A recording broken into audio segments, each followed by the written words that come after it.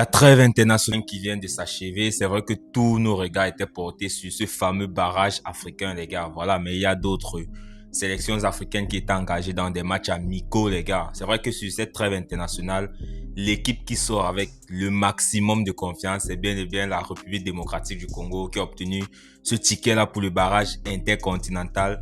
Mais les gars, en dehors de ça, il y avait d'autres sélections majeures sur le continent jouaient des matchs amicaux, les gars. À l'instant de la Côte d'Ivoire. La Côte d'Ivoire qui a perdu face à l'Arabie Saoudite 1-0 avant de se rattraper face à Oman. Cette équipe ivoirienne qui inquiète un peu avant la Coupe d'Afrique des Nations. C'est vrai que cette équipe ivoirienne sait souvent se mettre au niveau lors des grands rendez-vous, mais on va voir ce que ça va donner. Mais néanmoins, les gars, beaucoup de critiques déjà sur MS Faye déjà, les gars. Ensuite, tu as également le Sénégal qui a perdu face au Brésil en amical avant de étrayer le Kenya 8-0, les gars. Le Sénégal qui se rassure à quelques semaines avant la Coupe d'Afrique des Nations. Le Maroc également de son côté qui a gagné ses 2 matchs amicaux rassurants avant la Coupe d'Afrique des Nations, même si je pense que cette équipe du Maroc aura énormément de difficultés en Coupe d'Afrique des Nations, les gars. Voilà, tu as aussi l'Égypte qui est un peu malade en ce moment. Défaite faite face à l'Ouzbékistan, match nul face au Cap-Vert.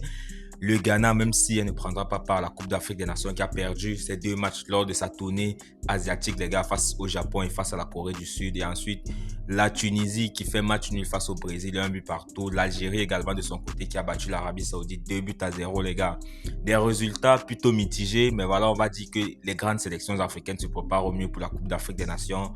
Et que dire du Cameroun et du Nigeria qui ont tout simplement raté leur barrage africain, les gars. Ceci n'augure pas des lendemains meilleurs, notamment pour la Coupe d'Afrique des Nations, notamment pour cette sélection du Cameroun qui est déchirée par des conflits internes et par des résultats sur le terrain, les gars, qui ne suivent pas.